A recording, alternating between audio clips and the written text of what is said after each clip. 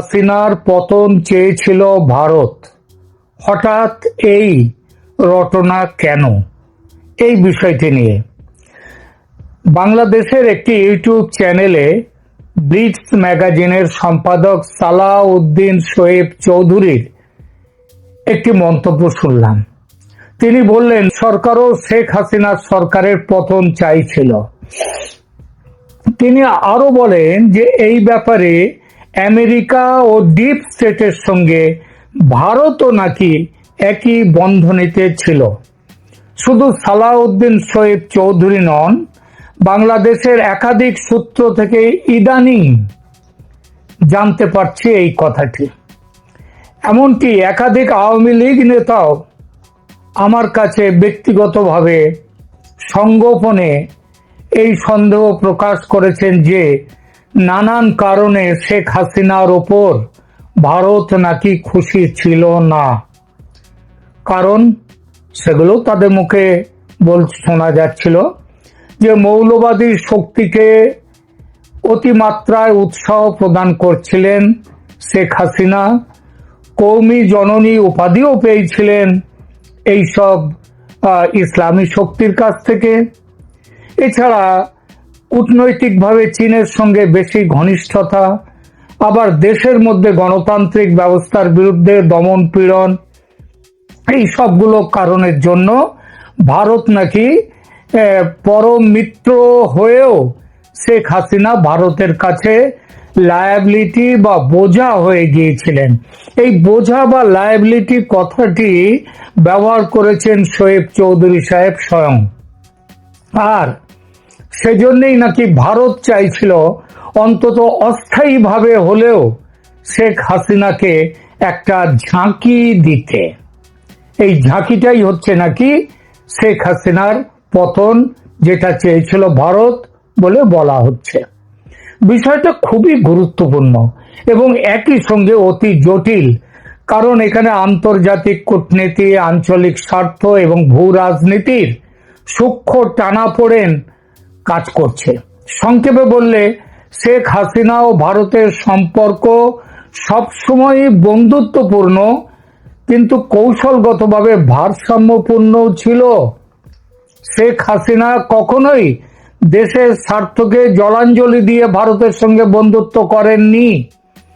তো দেখা যাক, এমন একটি ধারণার পশ্চাতে এই যে বলা হচ্ছে যে ভারতও চেয়েছিল শেখ হাসিনার পতন, এই ধারণাটি যারা একথা বলছেন তাদের এই বলার পশ্চাতে আদৌ কিছু সত্যি আছে কিনা, কিংবা সত্যি থাকলে সত্যিটা কি।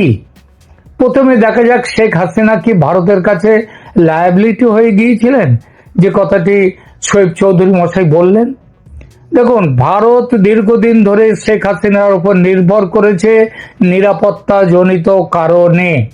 বিশেষত উত্তর ছাড়া ভারতের সঙ্গে সীমান্ত, পানি বন্টন, তারপরে রেল কিংবা অন্যান্য সংযোগ ব্যবস্থা এবং বাণিজ্যিক সহযোগিতা হাসিনার আমলে অনেকখানি এগিয়েছে।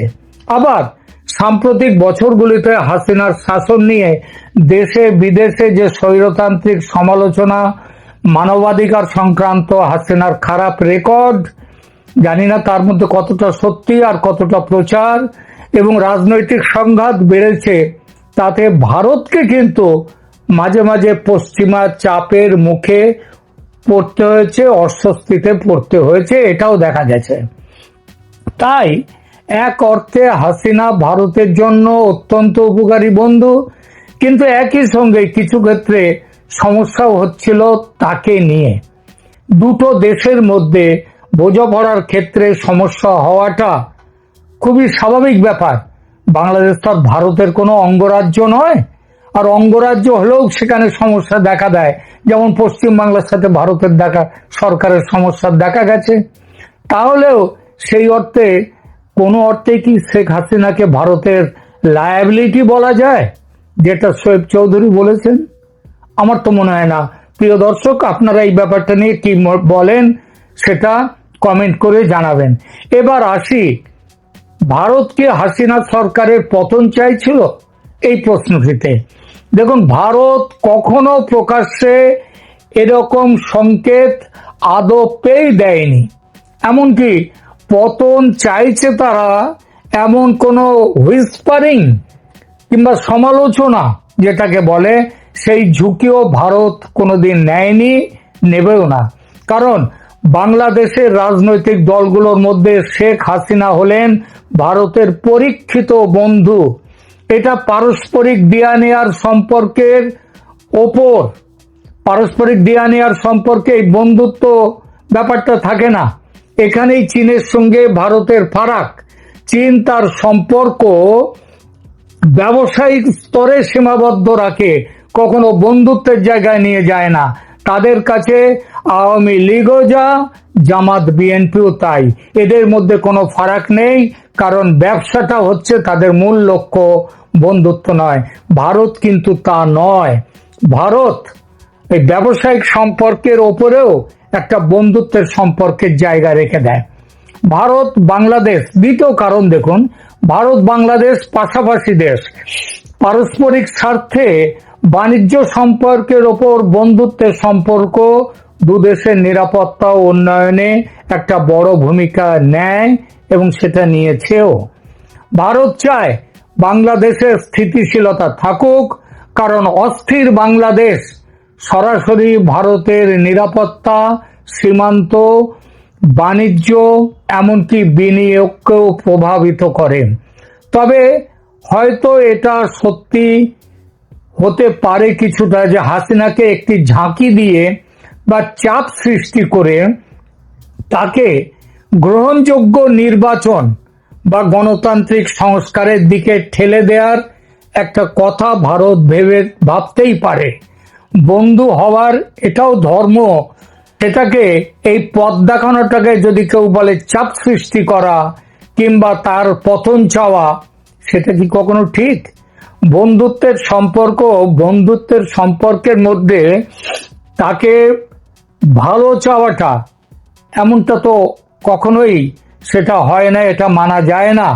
এমন আলোচনা কিন্তু কূটনৈতিক মহলে শোনা যাচ্ছে যে ভারতও চেয়েছিল বাংলাদেশে হাসিনার বিরুদ্ধে যে অগণতান্ত্রিকতার কিংবা রাষ্ট্রীয় চাপের যে সমস্ত কথাগুলো আসছে, রাষ্ট্রশক্তি তাদের উপরে ব্যবহার করা নিয়ে যেসব অভিযোগ উঠছে, সেই অভিযোগগুলো যাতে সেগুলো অ্যাড্রেস করেন হাসিনা ঠিক মতো, সেটা এই আলোচনা কিন্তু ভারত করেছে, এটা কূটনৈতিক মহলে শোনা যায়। কিন্তু তাই বলে এমন নয় যে ভারত তার জন্য হাসিনাকে ছেড়ে দিয়েছে, তার পতন চাইছে। প্রশ্ন উল্টে এই যে পতনের কথা বলা হচ্ছে, এটা কবেকার কথা? 2024 জানুয়ারিতে বাংলাদেশে যে নির্বাচন হয়, সেই নির্বাচন বাতিল করতে আমেরিকা প্রচন্ড চাপ সৃষ্টি করেছিল যাতে নির্বাচন না হয়। তারপর নির্বাচন যখন হলো, তখন কিন্তু আমেরিকার বিভিন্ন সংবাদপত্র তারা বলেছিল যে এই নির্বাচন কিন্তু অনেকটাই স্বচ্ছ হয়েছে। বিএনপি তারা সেই নির্বাচনে অংশ নেয়নি, সেটা আলাদা প্রশ্ন, সেটা তাদের নিজেদের ইচ্ছা। কিংবা জামাত তখন তার রাজনৈতিক দল হিসেবে তার স্বীকৃতি বাতিল হয়েছিল, তারা নির্বাচনে অংশ নেয়নি, সেটা ঠিক আছে। কিন্তু যারা নির্বাচনে অংশ নিয়েছিল, সেখানে হাসিনা সরকার যে বুথ দখল করে হাজার হাজার লক্ষ লক্ষ ভোট দিয়েছে সেরকম ব্যাপার নয়। তা যদি হতো তাহলে 40% কেন, হাসিনা সরকার 80% সেখানে তো উঠে যেতে পারতো যে পোলিং এর ব্যাপারটায়। সুতরাং এই যে সেই চাপ সত্ত্বেও নির্বাচন যে অনুষ্ঠিত হয়েছিল, আমেরিকার চাপ সত্ত্বেও পশ্চিমা শক্তি তারা চেয়েছিল এই নির্বাচন যাতে না হয়, তা সত্ত্বেও যে নির্বাচন হয়েছিল তার পেছনে ভারতের বড় ভূমিকা ছিল বলে বাংলাদেশের বিরোধী দলগুলোর সঙ্গে পশ্চিমা বিশ্ব ভারতের সমালোচনায় কিন্তু একটা সময় ফেটে পড়েছিল। বাংলাদেশ জুড়ে এই আলোচনা প্রবল হয়েছিল যে নির্বাচনে শেখ হাসিনাকে জিতিয়ে দিয়ে ভারত হারিয়ে দিল পশ্চিমী দুনিয়াকে, আমেরিকাকে।